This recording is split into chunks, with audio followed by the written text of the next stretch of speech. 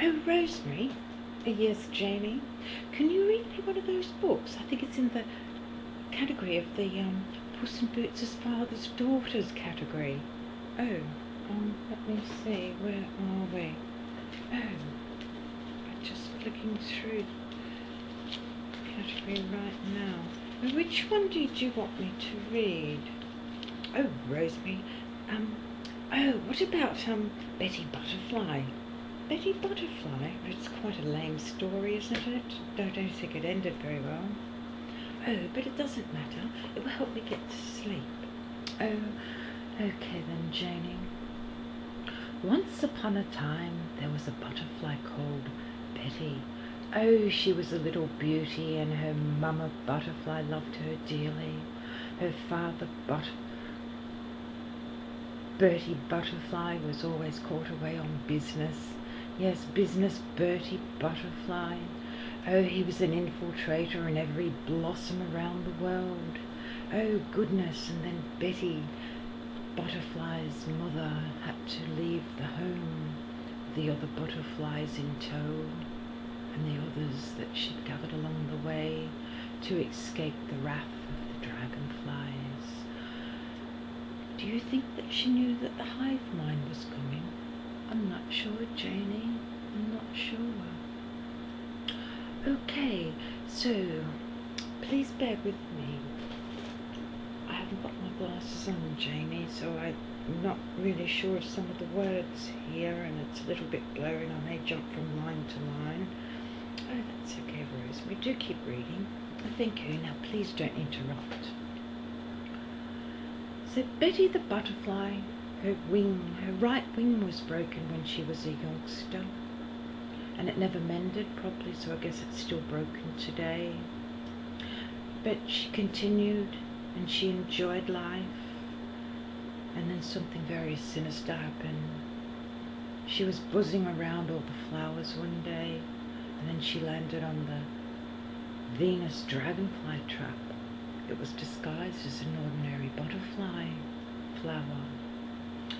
So there she was, drying her wings, getting up some strength, especially her right broken wing, to fly away. And then something grabbed her and took her in. The next moment it was the wasp hive mind that had infiltrated her, and that had spiked her brain with something. She didn't know what, but she didn't know who she was, or what year or what time it was when she'd come about. She knew, oh, the god of the butterflies wants me to find out what all this was about. Oh, I need to get the word out to the other butterflies if something sinister has taken place. The hive mind works in mysterious ways, and little did she know, for she did not have a science degree, although she would have liked to have. So for years, full-time research, she finally got her little butterfly brain around the subject of just how evil and sinister the wasp hive mind is. Little do the human folk know that their brains are controlled by their handheld devices. Yes, constantly entrained to the frequency. It's an addiction, and a visible addiction. They sit around the meeting rooms and do not know, for the satanic controller of the wasp hive mind is listening to all their conversations. A specific frequency emitted to any member to make judgment unfairly against another, especially if that other is a threat to the hive mind.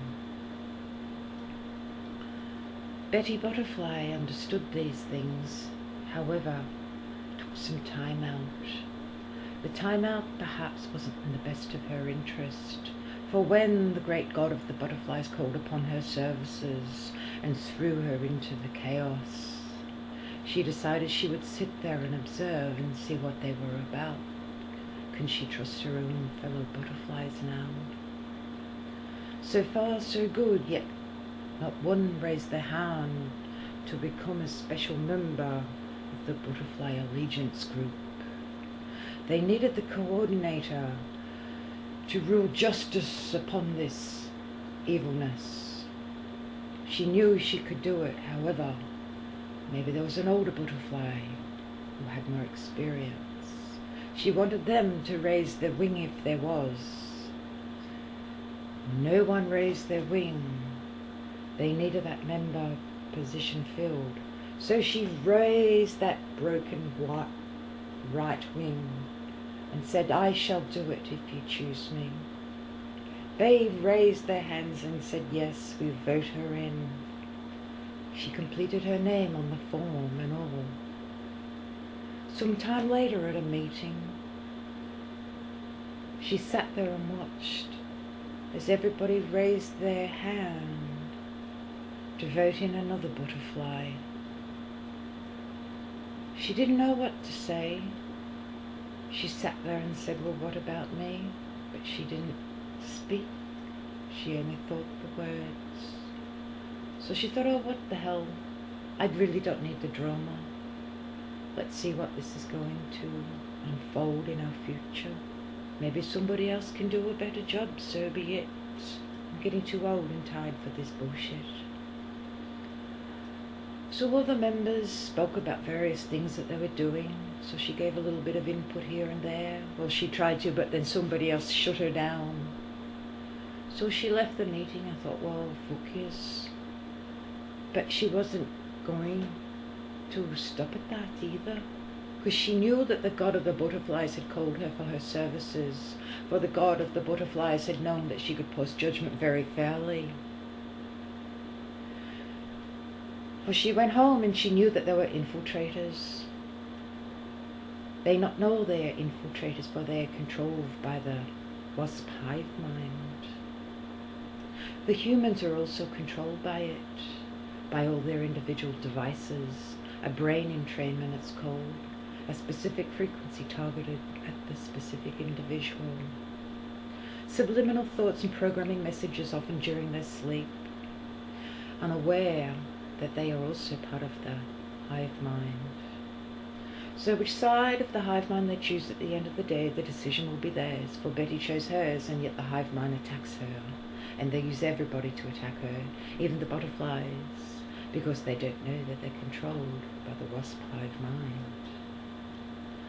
When they do become knowledgeable enough to realize that they are, it's going to be too late for them, for she warned them of the inoculation that will stop them having any doubt of what they're actually about.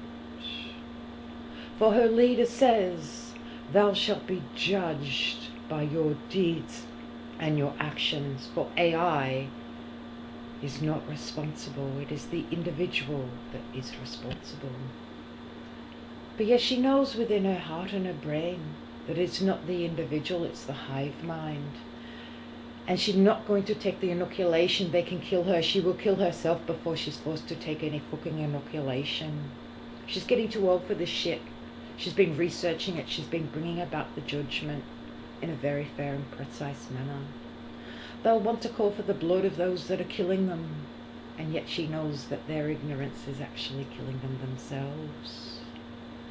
But now she's going to sit back because they chose somebody else. They didn't really want her, I guess, perhaps because she brought judgment about a little bit unfairly against another. But she knew the other didn't seem to be true and wasn't even from the country and knew. So it was a little warning from the hive mind to let her know that she can turn this around. For she'll just think she's delirious. And that is why they choose somebody else, I guess. So why invite her to the stupid gardening club meetings if they really don't want her to be there? For she had judged many cases before, not in a high court, of course, on a local level. She was able to review those that claimed they were unfairly treated by a government department, by the way of a penalty or possible prosecution in a court of law. So she would sit there and look at both sides of the story, and she would examine it and realize after some time that the law is not always fair for these dragonflies or the butterflies. The wasp hive mind was always there. It was always there when you became addicted to your devices. Now Betty Butterfly does not know where she stands, for they all criticise her, even those that could help. Perhaps it's a way of criticising her for their own inepts and their own mistreatment of people they have prosecuted in an unfair justice system.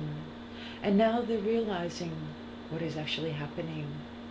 Oh, but they don't want Betty's story to come out now, do they? No, absolutely not. So now they're all going about in their own little ways, continuing the abuse against the original hive mind that attacked Betty, our butterfly. For they are also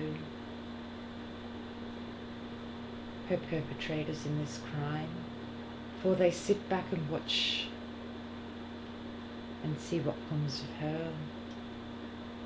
They did nothing really to help her, those that actually could.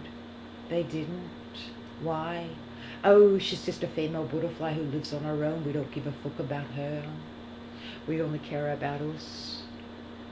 And they always say you can grab the heartstrings of the nations. If you say, oh, we're doing this for the children, we need to save the children. Well, where were they when Betty's butterfly wing was broken, when she was just a youngster? And where were they now when she needed them the most? Did they realise not that without her that they wouldn't be able to help the others? She has no place, she has no home. Oh, of course she does have a home, but it's not really a home anymore. Her home is with the god of the butterflies. So she'll leave everything behind and say, well, fuck you all. None of you's ever reached out to help me when I needed you. So why should I continue to help you when all you do is just fuck me off anyway? You never wanted me in that position. You didn't realise that you're controlled by the wasp hive mind. And now you've left it too late because they've all set about to inoculate you all. And if they inoculate me, so be it. I know that my God, the God of the butterflies, will know that I tried the best that I could.